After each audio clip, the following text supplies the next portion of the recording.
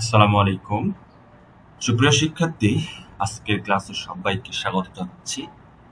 আজকে আমরা ষষ্ঠ শ্রেণীর গণিত বইয়ের চতুর্থ অধ্যায় বীজগাণিত রাশি এটার আমরা প্রাথমিক আলোচনা করব ইনশাআল্লাহ। দেখো, এখানে বলছে যে পাটিগণিতে আমরা সংখ্যা ও সংখ্যার বৈশিষ্ট্য জেনে বিভিন্ন গাণিতিক সমস্যার সমাধান করেছি। জ্যামিতিতে বস্তুর আকৃতি সম্পর্কে জেনেছি। এবার আমরা গণিতের অন্যতম গুরুত্বপূর্ণ শাখা বীজগণিত সম্পর্কে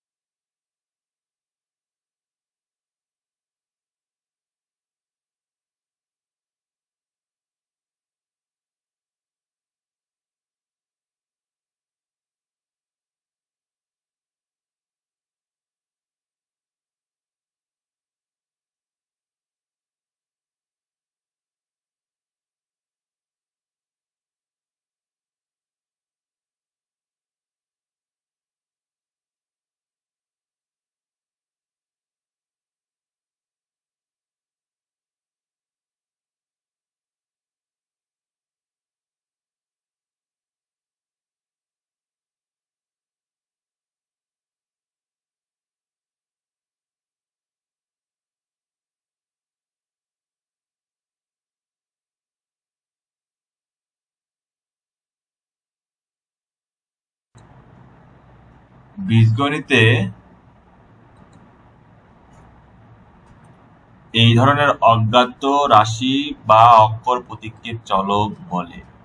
তাহলে কিন্তু আমরা চলকের সংজ্ঞা পেয়ে গেলাম যে বীজগণিতে এই ধরনের অজ্ঞাত রাশি বা অক্ষর প্রতীককে চলক বলে। অতএব এক্স একটি চলকের উদাহরণ। এখানে চলক হিসাবে এক্স প্রতীক ব্যবহার করা হয়েছে, এক্স প্রতীকের পরিবর্তে ওয়াই প্রতীক নয় কেন? চলক হিসাবে এক্স এর পরিবর্তে ওয়াই বা অন্য কোনো প্রতীক ব্যবহার করা, তুমি চাইলে পি ব্যবহার করতে পারো, তুমি চাইলে এম ব্যবহার করতে পারো, ঠিক আছে, তুমি চাইলে এ ব্যবহার করতে পারো, তুমি ইচ্ছা করলে ব্যবহার করতে পারো এগুলো। দেখো এই চলকের মৌলিক বৈশিষ্ট্য তিনটা, তোমাদেরকে এটা অবশ্যই মনে রাখতে হবে যে চলক এমন একটি প্রতীক যার মানের পরিবর্তন হয়। তাহলে চলকের মানের পরিবর্তন হয়, চলকের মান নির্দিষ্ট নয়, যার পরিবর্তন হয় সে তো কখনো নির্দিষ্ট থাকতে পারে না এবং এটা বিভিন্ন মান ধারণ করতে পারে। যেহেতু পরিবর্তনশীল সেহেতু অনেকগুলো মান ধারণ করতে পারে।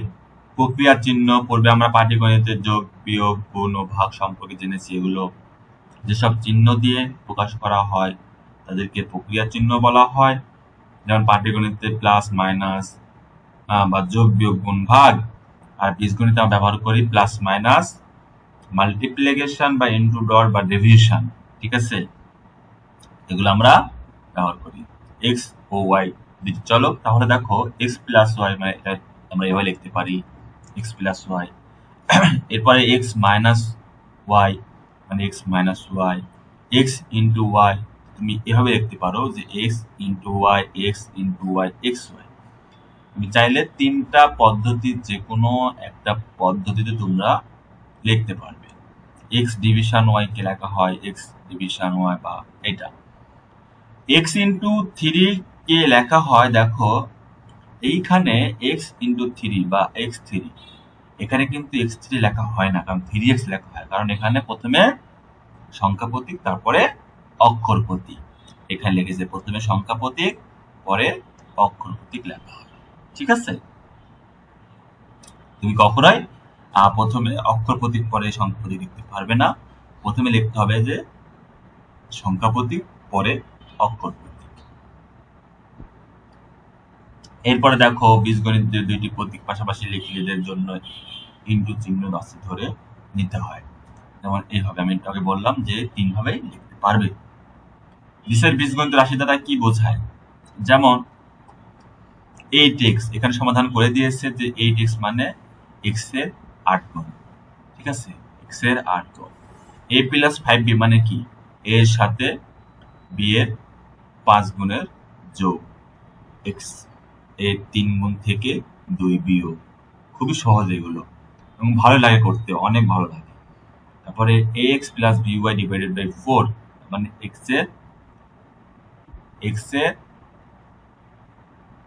a গুণ এর সাথে y এর b গুণ যোগ করে 4 দ্বারা ভাগ, ঠিক আছে, এগুলো দ্বারা এটাই বোঝাচ্ছে।